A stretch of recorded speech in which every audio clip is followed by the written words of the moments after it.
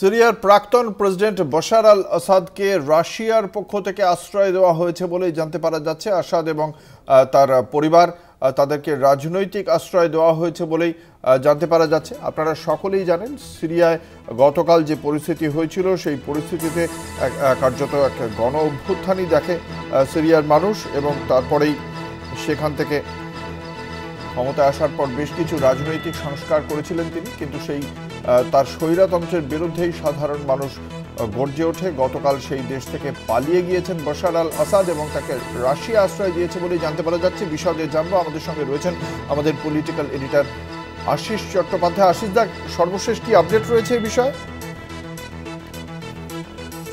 পরিস্থিতি খুব তরল, যেটাকে অনেক সময় পরিভাষায় বলা হয় ফ্লুইড সিচুয়েশন। প্রতি মুহূর্তে বদলে যাচ্ছে পরিস্থিতি।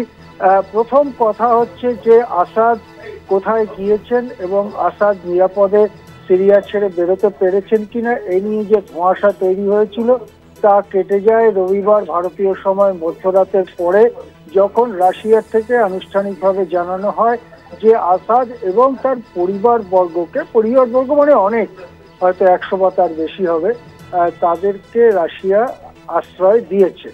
এখন এই আশ্রয়টা পার্মানেন্ট, স্থায়ী আশ্রয় নাকি এটা সাময়িক আশ্রয়?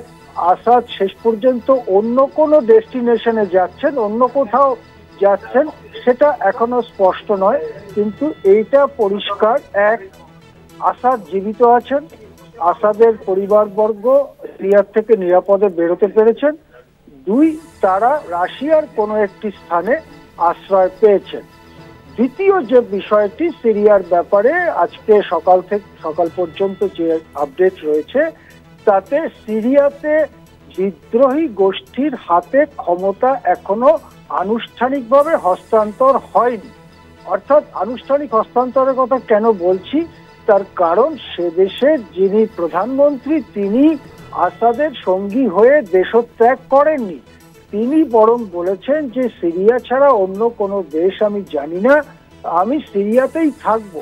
এবং এই যে অবস্থান, সেই অবস্থানকে বিদ্রোহীরা মেনে নিয়েছে এবং তারা বলেছে যে প্রধানমন্ত্রীর নেতৃত্বেই একটি সাময়িকভাবে একটি সরকার চলুক, 24 ঘন্টা বা 48 ঘন্টা, তার মধ্যে বিদ্রোহী গোষ্ঠীকে তিনি ক্ষমতা হস্তান্তর করবেন।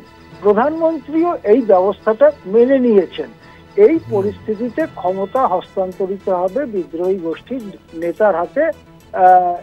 সেই প্রক্রিয়া আজকে থেকে চালু হওয়ার কথা, সেটার ব্যাপারে আর আপডেট নেই। সুতরাং প্রধানমন্ত্রীর নেতৃত্বেই একটা সাময়িক সরকার আইনগতভাবে এখন সিরিয়াতে চলছে, এই মুহূর্তে চলছে, এটা বলা যেতে পারে।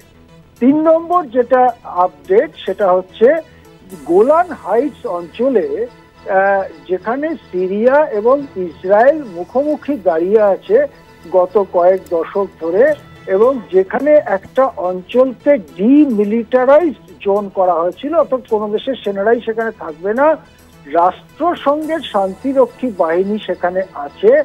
সেই শান্তিরক্ষী বাহিনীর ওপরে একটা হামলার ঘটনা ঘটে বলে ইসরায়েল দাবি করেছে।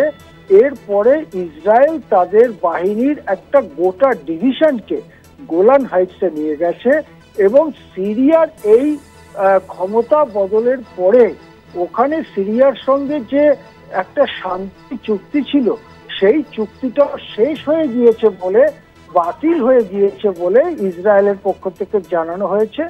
ইসরায়েলের থেকে গোলান হাইটস অঞ্চলে বড় ধরনের সামরিক চলাচলের, মিলিটারি চলাচলের খবর মিলছে। অর্থাৎ ইসরায়েল গোলান হাইটসে শক্তি সমাবেশ করছে। সিরিয়ার বিদ্রোহীদের সঙ্গে ইসরায়েলের শেষ পর্যন্ত সামরিক সংঘর্ষ বড় আকার নেয় কিনা সেদিকে লক্ষ্য রাখতে হবে। 4 নম্বর বিষয় হচ্ছে যে এখনো পর্যন্ত মার্কিন প্রশাসন বা পশ্চিমী দুনিয়া এই ব্যাপারে তাদের নিউট্রাল স্ট্যান্স, অর্থাৎ নিরপেক্ষ ভূমিকায় বজায় রেখেছে। নতুন কোনো কথা পক্ষে বা বিপক্ষে, সিরিয়ার বর্তমান যে বিদ্রোহী গোষ্ঠী তাদের পক্ষে বা বিপক্ষে নতুন কোনো কথা পশ্চিমী দুনিয়া এখনো পর্যন্ত বলেনি। হ্যাঁ, ধন্যবাদ। আমাদের সঙ্গে ছিলেন আমাদের পলিটিক্যাল এডিটর আশিস চট্টোপাধ্যায়।